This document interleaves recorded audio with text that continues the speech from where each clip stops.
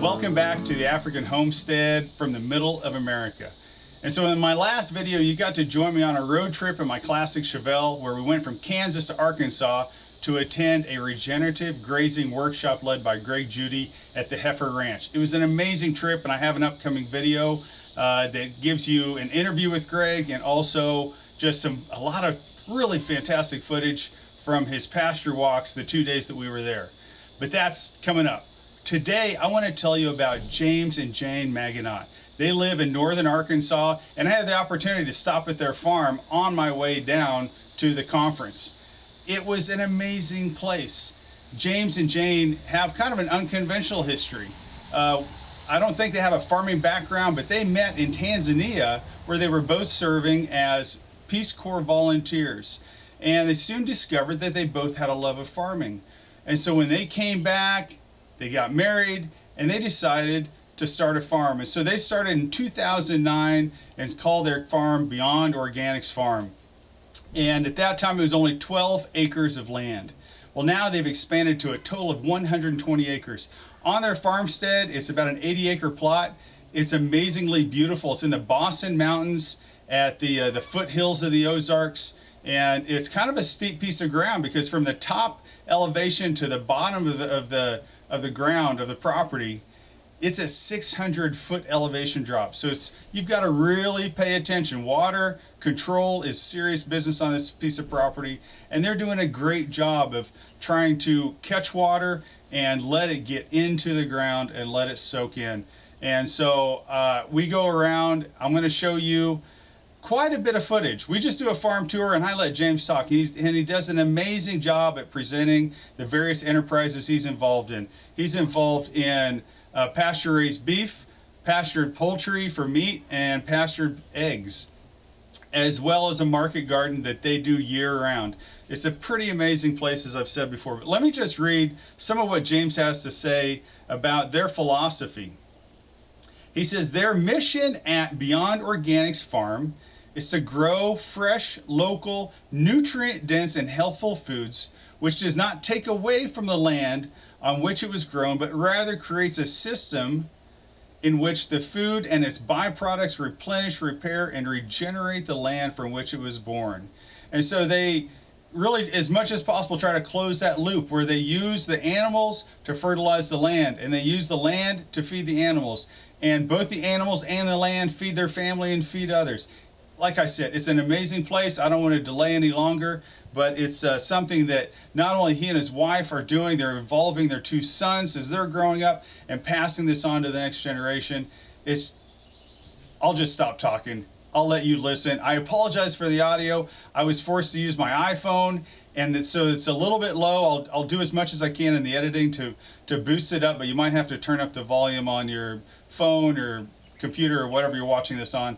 So I apologize for that, but hopefully you get a lot out of it. There's just a ton of wisdom-based, there's a ton of experience-based wisdom. But anyway, I'm going to stop talking, and I'm going to let you just join me in this walk around Beyond Organics Farm. Thanks for joining me.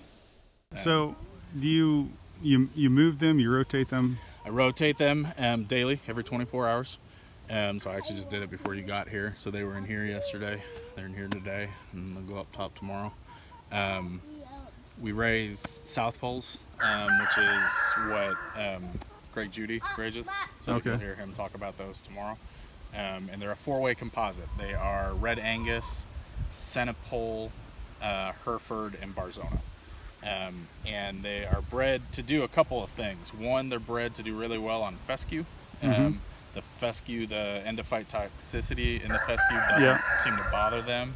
And I have a predominantly fescue-based pasture system, so that works well. Great mothers, and they tolerate the heat and humidity down here really, really well. They've done super well for me. We'll walk up to them and say hi. Great mothers. Mama cows are 950 to 1050 pounds, and that's real nice for me. I don't want a huge framed animal. I want a stocky built animal. Super docile. They move extremely easily. I mean, I don't have a bucket or anything. I just holler, let's go, and they come. Yeah. Respect high tensile fencing, easy calving. We'll go see the bull. The bull's huge, but they're still only throwing 50 to 60 pound calves, which is super nice, because I work in town. I'm not here. I don't see all of my birds. I tell people all the time, I probably only see 30% of the calves when I'm here. They finish really well on grass is another thing. They do really well on grass alone. And we are 100% grass and hay operation. These animals have never seen grain, and they do really well on that. They hold their condition through the winter, and they do well for our operation. The steers that we finish out, we get to about 1,000 pounds, between 1,000 and 1,100 pounds, because they are exclusively on grass and they're a smaller framed animal. It takes anywhere from 26 to 28 months to finish an animal off. It's a little longer than most conventional finishers. Most conventional finishers would tell you somewhere between 18 and 24 months to finish an animal. I'll actually, if I get the chance, I'll ask Greg Judy tomorrow how long it takes him to finish animals that he's eating. Most people won't admit to the fact that it takes a little bit longer, but yeah.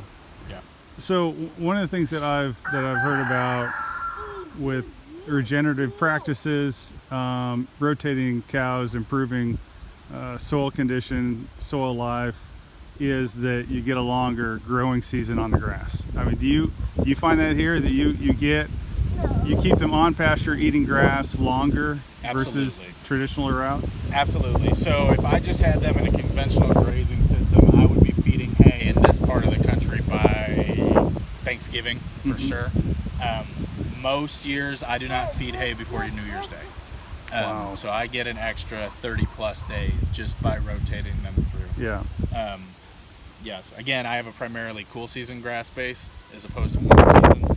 So that helps me on the ends both in March and in December, because fescue will still grow in this part of the country under certain conditions during that time period. But yeah, I definitely extend my season. My goal would be to graze them 365 days a year. We recently just bought a 40-acre hay field, which I will convert into a pasture, part of our pasture-based system. But so following Salatin's model, I guess you would say, is the cows were on here yesterday, and the chickens came behind them today. So you can see the chickens right now scratching through dung piles, taking up any of the fly larvae and stuff. We'll go and see the cows. You'll see they don't have a whole lot of flies. Yeah. And that is primarily due to the poultry following the cattle. The cattle rotate, and depending on the time of the year, they will be off this paddock. Today's June 14th. They will not be on this for at least another 25 days. And it'll recover that fast? It will, yeah. Now it slows down quite a bit in July and August when we stop getting moisture. Yeah. And so I have to kind of stretch that out. It probably stretched down to about 14 days recovery. But yeah, as long as we've got moisture, the pastures recover super quick. I really like the poultry following the cattle. It just cleans up the pasture real nice. They eat all the seed heads, they eat the weed seed, and then they obviously take care of the fly larvae. Fly larvae, what I've been told, is a 21-day from inception until maturation. And so by twofold: A, bringing the poultry behind them, and B, keeping them off of this piece of land for at least 3 weeks significantly cuts down my fly population. I don't worm my animals. I don't vaccinate my animals. It's a relatively closed herd, and so I don't really have problems with that stuff. Yeah. I use high tensile electric fence, which the cattle totally respect. Truth be told, none of this is even on right now, but they've been trained to respect it. I'll show you when we go up top. There's a section where I have to rotate my animals where it's maybe a quarter of a mile just on a dirt road. Historically, what I used to do is I would just put up ropes. I would tie rope from a tree to a tree, and they would see it as a hot wire and respect it. I don't even do that anymore because the cattle are just conditioned to rotate. They know where they're going. But Definitely cool. recommend the Gallagher poly rope. I used Premier 1 for a number of years, and it's just bulky, and it's just kind of old. The technology of poly rope has progressed in the past 10 years, and Gallagher seems to be on the cutting edge of just having a very easy reel, very easy connect to be able to do it. That's one thing I think, Justin Rose is kind of the spokesperson, official spokesperson for Premier 1. And that's one thing I noticed. I haven't seen it in person, but it did. It looked like I'll show you. Thick rope. We've got it. It is a thick rope, and it's heavy, and it's cumbersome. But I've got some at the barn. I'll show you. We use Pyrenees dogs for the poultry. As you can see, my poultry can go wherever they want. Yeah. So I don't use a poultry net around them. The dogs allowed me to do that. We had a really high predation issue when we first moved here because the land was fallow. It wasn't there was no inhabitants on it. But the dogs, there is a dog in this pasture right now. I don't know where he is, but the dogs allow me to just let the chickens run totally free. So what's the main predator in this area? Coyotes. Yeah. Coyotes. And for poultry, raccoons. Raccoons will take down a flock of chickens in an evening. One of the things you kind of... And you close them up at night? I do. That probably helps with the raccoons because they're... Absolutely. So that pops down at night. Pop it down at night and open it back up. One of the things, it's kind of hard to see, but right in front of the ramp there, you can see a bunch of food scraps and whatever. One of the things that we pride ourselves on here is that we're a zero food waste farm, meaning that every ounce of what we would traditionally call waste goes to the animals. Yeah. We don't have hogs. I haven't gotten into hogs because I feel like I don't know enough about them to do it. Yeah. And I've been told and I've read that if you don't know what you're doing with hogs, you can actually ruin your pasture a lot more than actually helping anything. Yeah. And I feel like if I were to bring hogs onto the place, I'd ruin it because I don't know what I'm doing. Yeah. But we can walk over to the cows. I've always heard that finishing hogs on acorns is the best. Yes, and there are people around here that do that. Yeah. Mineral and salt and sulfur, the only things that the cattle only get sulfur from about now until September 1. The sulfur, it's just a sulfur lick, but it helps with the ticks. Yeah, you probably have a lot of ticks. We do have quite a few ticks. So you get a lot of rain this spring? Yes, I know we did all, through our area, and it probably really helped with the grass, or was it more of an issue with the mud? It was more an issue with mud. Yeah. It was too much rain. Yeah. And that becomes an issue, again, having to rotate the animals quicker so that they don't compact and muck up a place. We have issues where our ponds overflow. So I've got pond water, I've got well water, and I've got city water, which is awesome because water is totally a limiting factor in rotating animals. And so I'm very lucky that we have all three of those water sources. Yeah.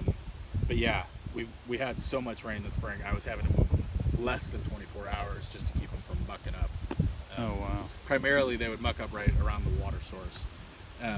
One of the things I learned with poultry is I actually feed them outside the fence because I don't have a poultry net going on.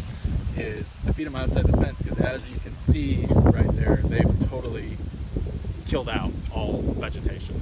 Yeah. A herd of cows, and what I mean by that is I run my steers with my heifers, with my cows, with my bull, and I do that because I want to increase my stocking density. I run about 30,000 animal pounds to the acre. And by having all the animals together, I'm creating that higher density stocking rate. Whereas if I had all my steers in one pasture and all my cows somewhere else, I'd be lessening my poundage on my fields. People immediately say, well, don't you have problems with calving in the winter and whatever? My calves all cycle at the same time, or not my calves, my cows all cycle at the same time. And so they're primarily spring-based herd. I had calves hitting the ground in February this year, which in this part of the country is not really an issue because the grass starts growing March 1 to March 15th. My primary goal in my pastures is to get as much clover grown as I possibly can. This is a native clover. You know, this is called, it's called hop clover. Mm-hmm. And it is just a native clover to these pastures. I haven't planted any clover at all, but I bring in hay. And my point in bringing in hay is I'm bringing in fertilization and I'm bringing in seed. Yeah. In addition, low cost. Low cost seed. Buy. Absolutely. And low cost fertilization. They did some good reports. There was stuff on. Have you ever heard of On Pasture? Yep. Okay. So this winter they had a lot of very good articles about how much fertilization you actually bring in on a round bale. And I don't know the number, so I won't quote it. But we've radically improved our pastures just by bringing hay in. We don't hay anything off the field because really haying is just mining nutrients off the land. So do you drop a round bale inside a steel feeder, or do you roll it out, or how do you feed it? I roll it out. Okay. Two different reasons. One, it spreads out their fertilization, them crapping all over the ground. It spreads out the seed head as well. Yeah. So you just drop it in a round bale feeder, you're only getting it right in that one area.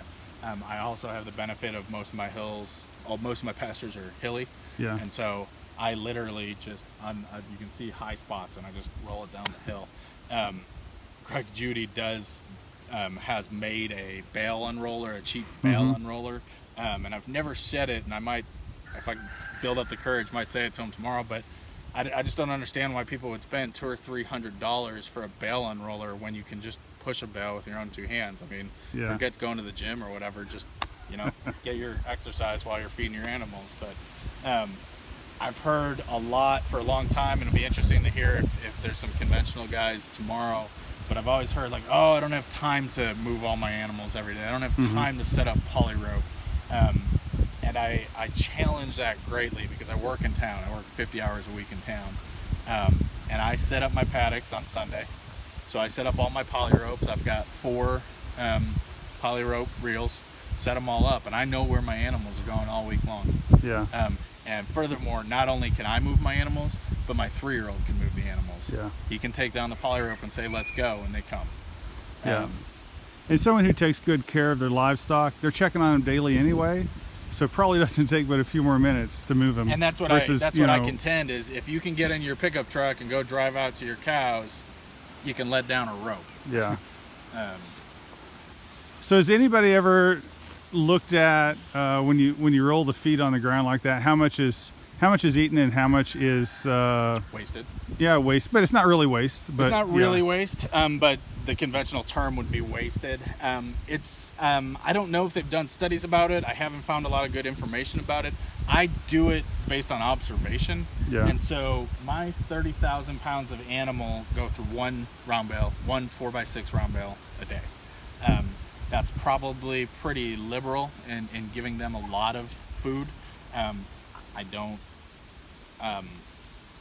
balk at that at all because I'd rather them carry a nicer condition through the winter and have easier calving issues in the spring than really condense their feeding capacity and only give them so much and then whatever.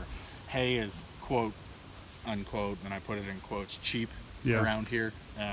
And so acquiring hay at $20 or $25 a round bale is not unheard of. Yeah, they're very docile. We always had Hereford Angus cross, and I always asked my father-in-law why, and he said when you go to market, the black white face brings the best money, and so that's why he always raised them. And he's but right. You can never get this close to them. And they're he's a lot right. more skittish. And what I would say to him is, yeah, you're absolutely right, that the color black with white on it is going to bring a higher price at the sale barn. None of these animals are bound for the sale barn. Yeah. So I don't worry about it. These animals are either bound for other farms or they're bound for a freezer. Is really the two places that they go. But the mono herd, this is probably my best cow 412 here. She's 4 years old. She probably weighs between 1,000 and 1,100 pounds. She looks fat as can be. She's not pregnant or anything. She's just fat. Keeps And that's really what I'm looking for, is thrifty cows that keep their condition year round. The bull is, just to give you a frame of reference, this is a yearling bull, so he's a year old, and he probably weighs 800 or 900 pounds. Yeah. But this is the bull I'm using right here.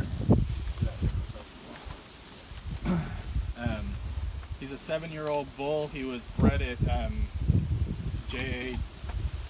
Urgenti. I'm going to butcher that name. Urgenti's in Louisiana. He raises South Bulls down there. Got most of his herd from Teddy Gentry out of Alabama. But like I was telling you earlier, he's a 1,600-pound bull, and he throws 50-pound calves, which is exactly what I want. I want his frame, I want his muscle, I want his rooming capacity, but I don't want huge calves. Yeah. He keeps that condition year round. He slicks off super well. Mm-hmm. That's something that I've found to be an indicator of animal health, is how well they slick off. So for example, the one peeing right now is totally slicked off. Super slick, shiny coat, very few flies, very heat tolerant, mm-hmm. versus say 1741 there that's still got a coat on her. I wouldn't consider her as good of a condition as the ones that slick off. The ones that don't slick off as much, I would argue, and I've read that it has something to do with the fescue, is they don't tolerate the fescue as well as some of the other ones that slick off better.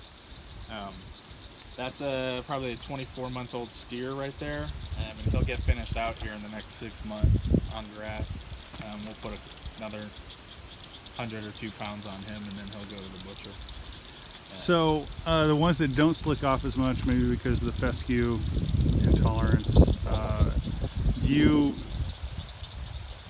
get those kind of out of the herd? Absolutely. You just say, okay, this is the last generation. Yep. Not going to breed them. And depending on their gender and depending on their age, yes. I will give most animals a chance because that's one factor. It's one factor of many. But yeah, if they don't slick off well, if they don't raise a healthy calf, if they don't have a lot of milk production, they turn into hamburger. Is usually what happens with them. So the cows will be on this for 24 hours. When I get home from Perryville tomorrow night, we'll move them to the next pasture. And you can actually even see kind of the poultry coming this way now that the cows have started to excrete. Raised Rhode Island red hens. They're real hardy, real sturdy, do very well on the pasture-based system. That's one thing that I have some barred rocks that I bought just while we're here, and they're doing great, giving us, they're 4 hens and they give us consistently 3 to 4 eggs every day. And some of those older breeds like Rhode Island Red, Barred Rock, some of the Cornish, they're just hardy animals. Yeah.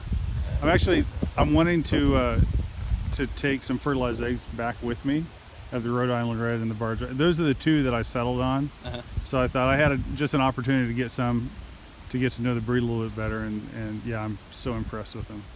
And I think that on average Rhode Island Reds have a little bit higher egg production than Barred Rocks. So and I don't know all the statistics on the poultry. Eggs for us are kind of multifaceted. They're a loss leader, and what I mean by that is I have eggs on the table at the farmer's market, and so people buy stuff from me because I have eggs and they'll grab a dozen eggs. Versus the guy next to me that just has vegetables or just has something else. I really like what they do for the soil and the environment. I very much appreciate them shitting all over the ground and adding some fertility to it, and eating the bugs. I think that we significantly keep our bug population down because of that poultry running around the place. And those heritage breeds are known as good foragers, so that's just they still have that's instinct. their job. They still know how to act like a chicken. When we go down to the Rhode Island Reds to the Freedom Rangers down there, that's the reason we raise Freedom Rangers instead of Tyson birds. Is because Tyson birds sit there and peck at the feed all day and then they go inside and go to sleep.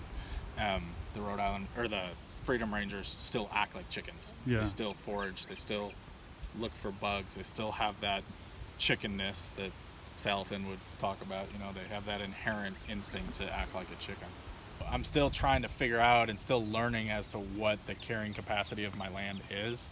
And what I mean by that is I've got 30,000 pound of animal running around right now, and they keep up with the grass, but there still is plenty of grass. And so what I'm trying to learn is, what is the true carrying capacity? Is it 40,000 pounds? Is it 35,000 pounds? And that's something I'm still measuring and learning. Obviously, so much of it in this part of the country is contingent upon rain. Yeah. And because without the rain, I mean, I would be in trouble real quick. Do you know what the average rainfall is? My wife could tell you, but I want to say it's 42 inches a year. Okay. I want to say where I'm from in central Kansas. I'm thinking somewhere less than 30. Okay. Maybe the mid 20s. I'm not sure, but yeah, we're definitely considered less. A very water-rich area. Yeah. We received quite a bit of rainfall, although, you know, and it's a law of averages too. But I mean, 2012 was the big drought here year. Yeah. And in that year, in 2012, we were over 100 degrees for 18 days straight. We were without a drop of rain for somewhere like 97 days straight. Yeah. And stuff just starts crisping up when that's the case. Yeah. And consequently, round bales were going for $75, $80 a bale, whereas, you know, on an average year, round bales are $20, $25, $30 a bale. So makes it really hard. It's one of the reasons that we diversify our operation here on the farm. Is that we have beef, we have meat chickens, we have egg layers, and we have vegetables. We raise about 30 different kinds of organic vegetables. And that diversity helps us get us through some of the extreme seasons. Right now, beef prices are pretty good, and so we do pretty well on the beef. Yeah. And honestly, in 2012, when we had that drought, we stopped raising vegetables August 1. I just stopped growing vegetables completely. Whereas we grow vegetables year-round most years. So in this part of the country, is grass-fed beef still a little bit of a niche market, or is it? Very much so. It's very much a niche market. It's very much a slowly growing commodity. Yeah. But there's a good price premium? There is a good price premium for it, yep. Really, I would say that the one shortfall, or the one piece of the puzzle that hasn't quite caught up, is abattoirs and having butchers that understand grass finished beef and understand that you're going to have to age it a little longer. You're likely going to cut it a little bit different than your traditional Texas Angus animal.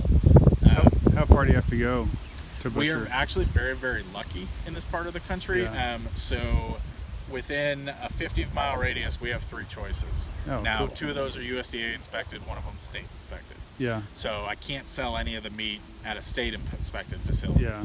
That would just be for us or neighbors or friends. But we have 2 different choices of a USDA inspected facility. Okay. We go to one that's about 45 minutes from here. And the reason I do that is because it does my poultry and my beef. All right. Egg boxes on the outside are super, super convenient to be able to access your eggs without having to crawl in there, without having to get in or out or whatever.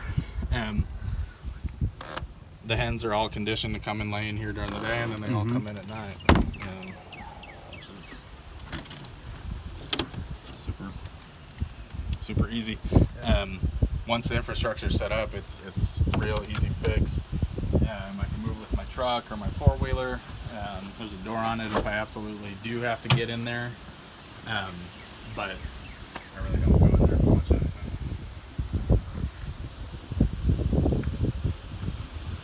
This is all just kind of scrap stuff. I love the antique door. It really adds class. I set up a gutter on it so that my water for my chickens is easier on days where it's raining.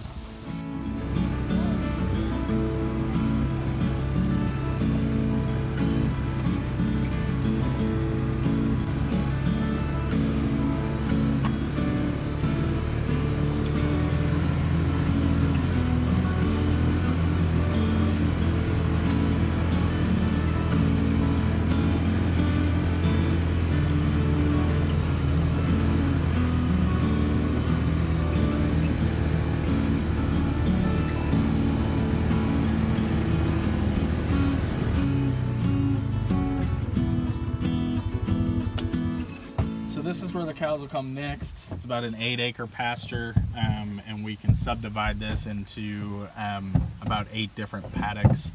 I crosswise it and set them up on 8 different paddocks. They have been off of this for probably right at 14 days right now. Oh wow. 2 weeks. And so this is, 14 days regrowth. You'll see there's not a whole lot of manure paths around here. You won't find them. We've worked really hard at creating an atmosphere for dung beetles. We don't. Are you familiar with dung beetles? Yeah. Oh, okay. A little bit. We don't worm our animals. We don't do any sort of boron or insecticide or anything. And we've really seen an abundance of dung beetle population. And that's something, kind of my 2 factors that when I go, and I'm excited to go to Heifer tomorrow and see, that I look at a pasture and I can kind of gauge the health of the soil and the health of the pasture. The 2 things I immediately look for are dung beetles in manure and clover content. Yeah.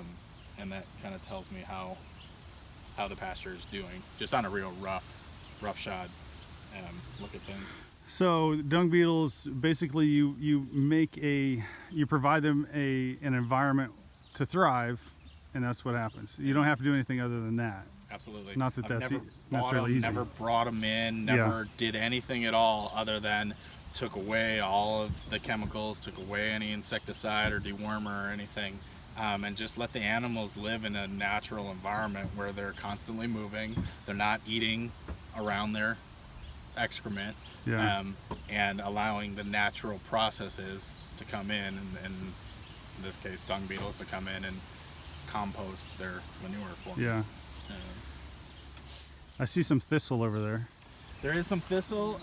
Where do you see it? Is that just right over here? Is that, I know some people have had some success in training their livestock to eat, their cows to eat the thistle. I've read about that. I have not experienced that yet. I can't imagine. I tell you what, it's a big issue where I'm at in Kansas. And I think it's just the environment. It's a little drier. Soil is a little worse. Yeah. But yeah, I mean, basically we do the same thing. We'll go in and chop them off at ground level. If they have a seed head on them, we throw them to the fire. Yep.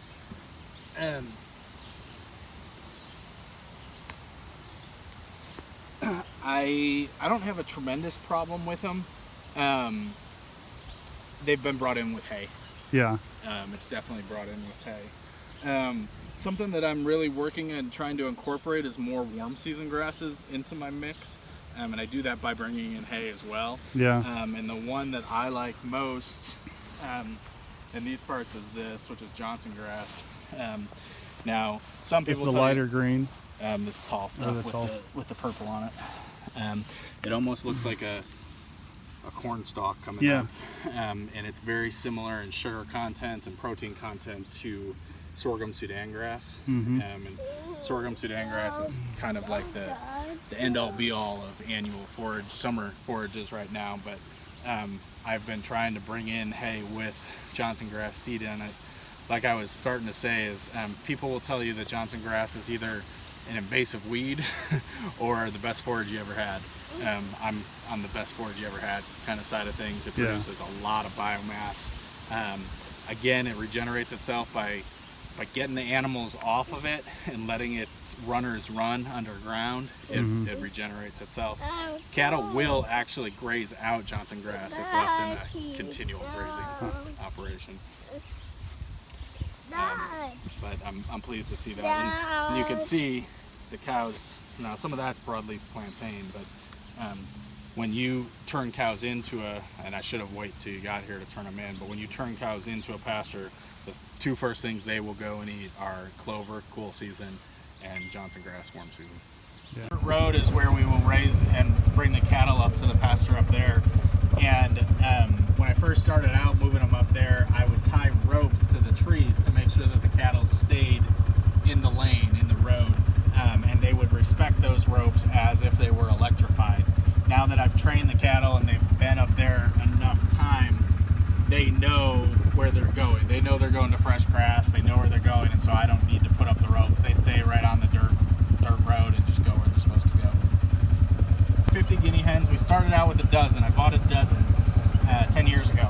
And what the guineas do is they end up going off in the woods and the high grass and in the weeds and hatching out a flock of guinea geese. They're terrible, terrible mothers, and they're not the most intelligent animals in the world. So what I do is I steal up their babies, put them in a brooder, and raise them, feather them out until they're big enough to move on. The guineas primarily stay down around the house and the gardens. They do a tremendous job at tick and mosquito control, much more so than chickens do. Yeah, I've always heard they're great for ticks. They're super wild. They live in the trees. People are always like, do you eat them? And I was like, well, no, I don't eat them because I can't catch them. But they live in the trees. Some people think that the squawking's annoying. It doesn't really bother me, or I've gotten used to it, I guess. But they really take care of the tick and mosquito population.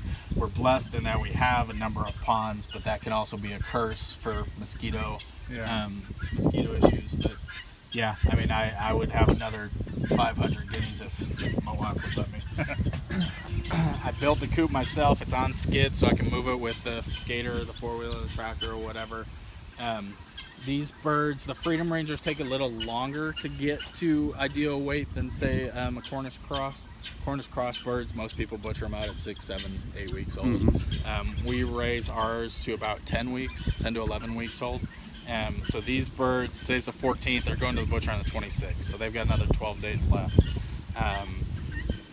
We try and get them to about 4.5 to 5 pound weight. That seems to be ideal for our market. I don't raise a lot of them. I do about 3 batches of 100 birds each, so we do about 300 birds a growing season. It's enough for us and our small markets and our family. They do pretty well. They still act like chickens. They still go and they forage and they eat bugs and they scratch. Unlike the Cornish crosses that just sit in front of a feed pan and just kind of peck at it.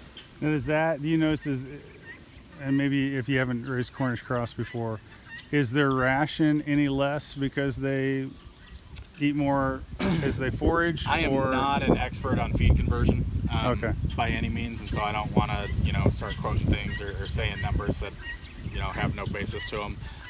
Logic would tell you that they don't eat as much grain as your Cornish crosses. There's something we ran into when we started doing meat birds is there's a significant taste difference between these birds and Cornish crosses.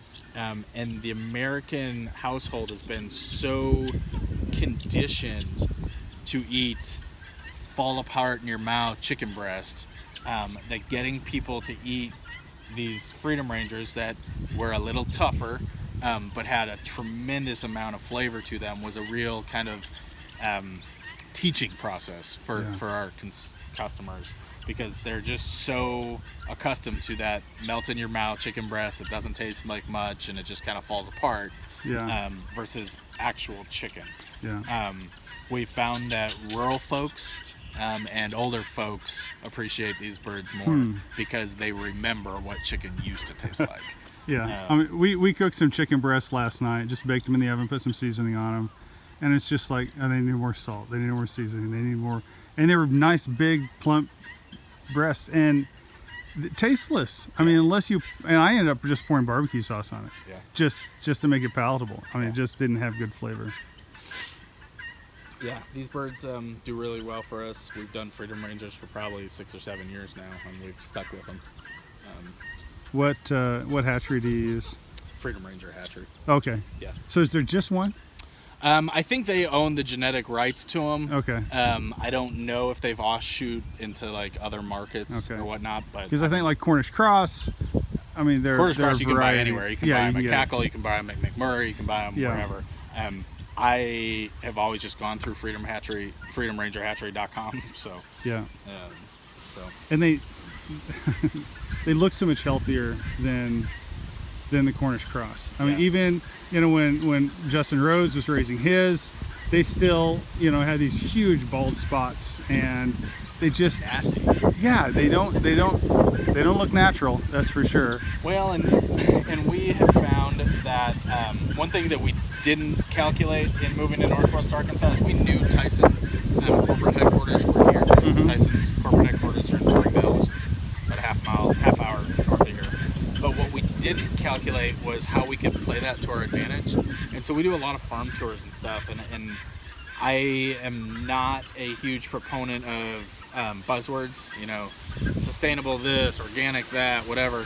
It's just, a lot of them don't mean a whole lot anymore, unfortunately. Yeah. Well, organic for what? I mean, organic, yeah, you don't want to get me on once that. the government got involved in defining organic, then it lost all its value. The corporation said, oh, we can do this. Yeah.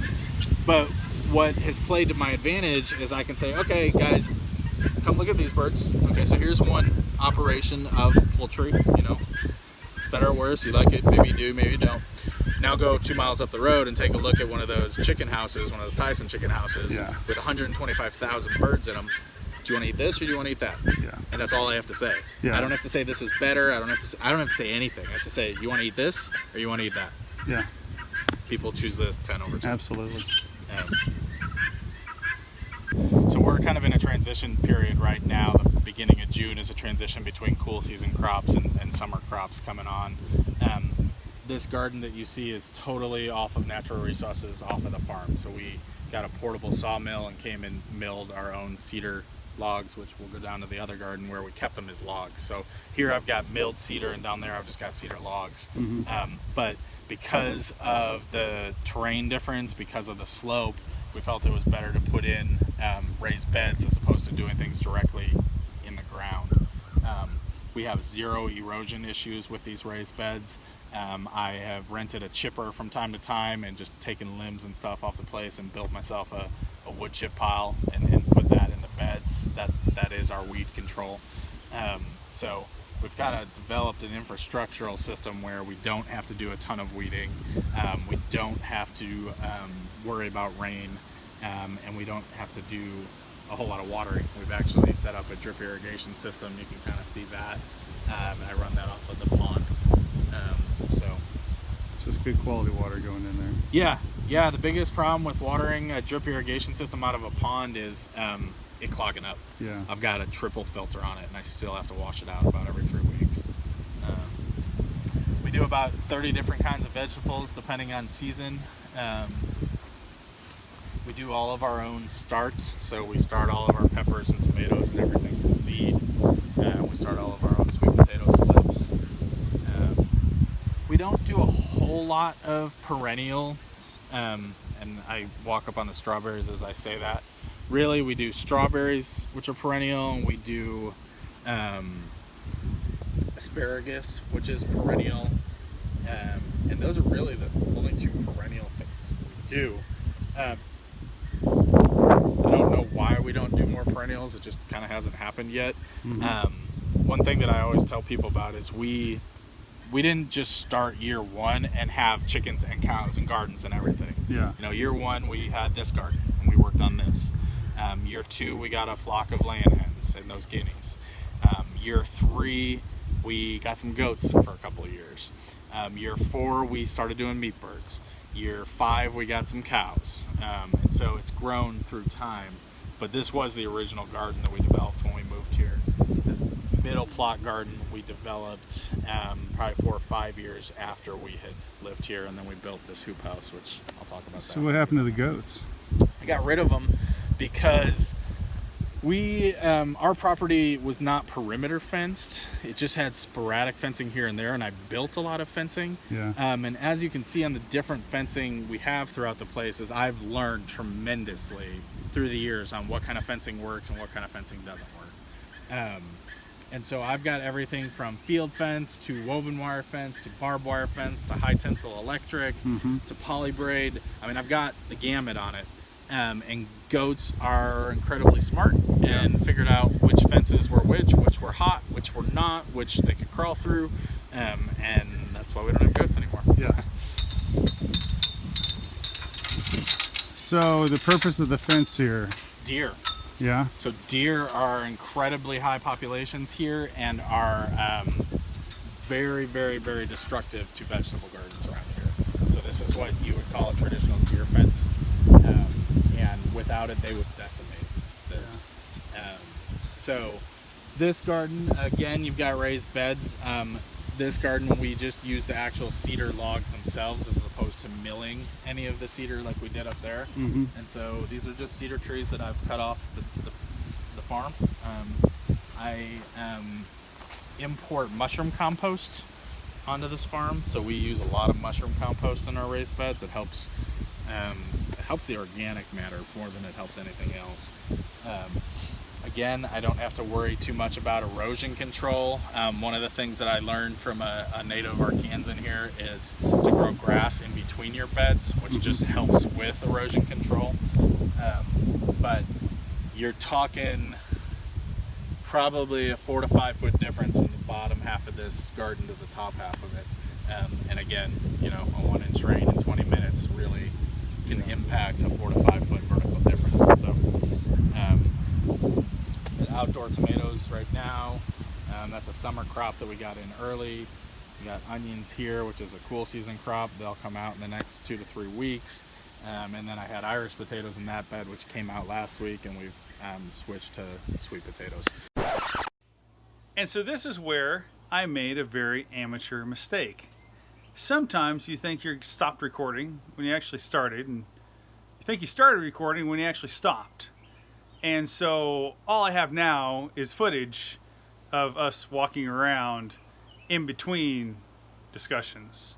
And that is how this video is going to conclude. Fortunately, you got 90% of it. What we discussed at this point on was about some of the dirt work he's done, building ponds and controlling rainwater as it's shedding off this land that's very heavily sloped. We talked a little bit about permaculture. We went into his greenhouse, great greenhouse, and talked a little bit more about market garden and some of his marketing and those types of things. So I apologize for that mistake, but I just wanted to let you know you got 90% of it. So thanks again for watching. I hope you enjoyed this. We've got a couple great videos coming up with ton of wisdom and good material. If you're patient enough to sit through it, it's worth your time. So thanks again. I appreciate you watching. If you like what I'm doing, hit the subscribe button. If you want to get a notification every time I post a video, you ding the bell, and like this video, share it. Thanks a lot. Have a great week. Bye-bye.